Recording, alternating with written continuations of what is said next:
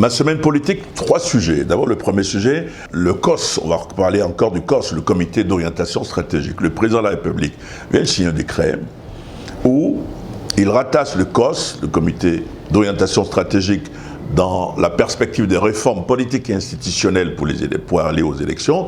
Il rattache le COS au Premier ministre. C'est très important, chef du gouvernement.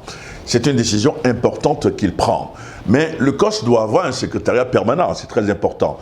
Le Premier ministre n'a pas encore rendu public ce secrétariat permanent.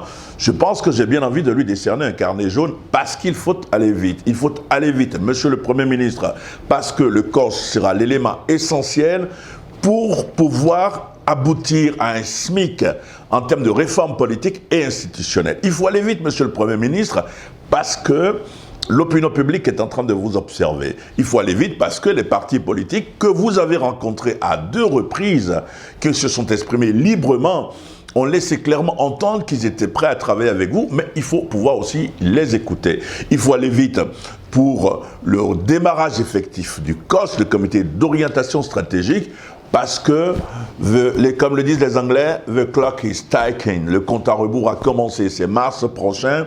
Et si on ne va pas vite, on ne va pas s'en sortir. Écoutez les partis politiques, pouvoir prendre en compte ce qu'ils souhaitent. Et puis les partis politiques, mais également les forces vives de la nation, pour savoir ce qu'il faut faire, le SMIC qu'il faut faire, le SMIC sur lequel il faut s'entendre pour organiser des réformes politiques et pour organiser des élections transparentes. Deuxième sujet, cette fois-ci, les 3 grands partis politiques qui sont dans le marigot politique, qui dominent le marigot politique local depuis plusieurs années. Je vais parler de l'ADEMA d'abord. L'ADEMA qui est à la recherche d'un nouveau leadership.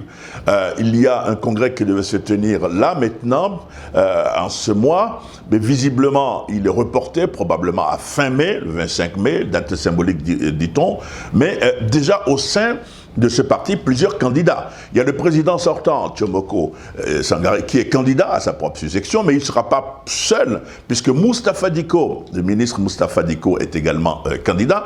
Un autre candidat, c'est Adama Ndiara, de Sikasso, qui est soutenu par sa section, et Madame Conté, Madame Fatoumata Conté Doumbouya, qui est également candidat. 4 candidats déclarés et 3 candidats probables, qui sont en tout cas en phase de réflexion. Il y a le maire de Bamako, Adama Sangaré, il y a Marie-Mathieu Diarra, qui est également en phase de réflexion. Et puis il y a M. Konaté, dit en paix, qui aussi est en phase de réflexion.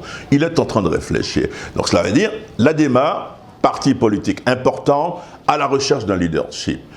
De nouveau leadership. L'URD également. L'URD, l'Union pour la République et la démocratie de feu Soumaïla Cissé. Et c'est sa jeunesse qui donne le ton, puisque la jeunesse de l'URD a sillonné récemment plusieurs localités du pays, notamment Ségou et Sikasso, pour galvaniser les troupes, pour dire nous devons, l'idéal de Soumaïla Cissé, nous devons poursuivre. Et donc, une nouvelle année, la vie politique s'anime au sein de l'URD. Je parlais de l'ADEMA, de l'URD, il faut parler aussi du RPM, le parti du président Ibrahim Boubacar Keïta, qui annonce déjà les couleurs. Il dit, oui, je crois que c'est son président qui l'a dit, nous allons avoir des candidats à l'interne dans toutes les prochaines, au cours de prochaines élections, lors des prochaines élections. Le point commun entre tous ces 3 grands partis politiques, c'est qu'ils ont un problème de leadership aujourd'hui. Ils sont à la recherche d'un nouveau souffle pour aller de l'avant.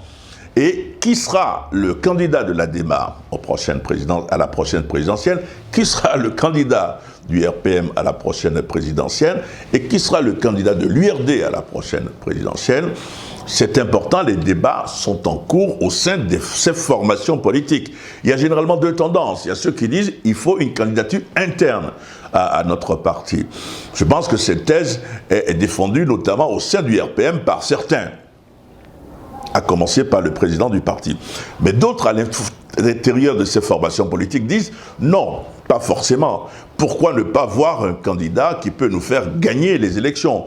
Comme si ce candidat avait plutôt de l'essence pour faire marcher une voiture et que la voiture était la formation politique du RPM, ADEMA ou encore l'URD. Ça va être très intéressant de voir comment ces partis vont se mouvoir au sein de la scène politique, surtout que le fait dominant cette année, c'est l'arrivée en force 2 candidats non-système, c'est-à-dire des candidats indépendants.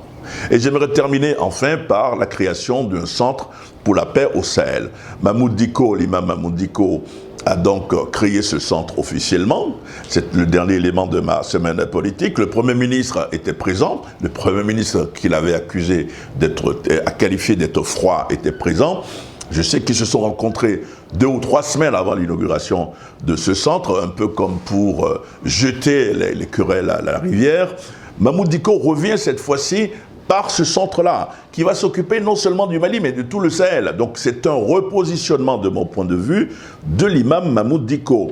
Il était venu dans le marigot politique, il a dit « je retourne dans ma mosquée », sans retourner forcément dans sa mosquée, ou du moins en ayant un pied dans la mosquée, un pied dans la politique, et maintenant il revient par le Sahel. Donc il a un centre, ça va être un centre de réflexion, il pourrait mener des actions de paix dans le Sahel, pourquoi pas de discussion, de négociation avec des groupes armés du Nord ou du Sahel. C'est important de voir, de soulever ou de souligner comment il entend revenir dans le jeu politique. Et c'est pour ça que je voulais me permettre, au cours de cette semaine politique, de parler de ce centre pour la paix qui vient de créer un centre pour la paix dans le Sahel. Maintenant, est-ce que ça va prendre, la mayonnaise va prendre? Comment il va s'arranger? Comment il va se débrouiller? Comment il va agir? On aura le temps de le savoir assez rapidement. À la semaine prochaine.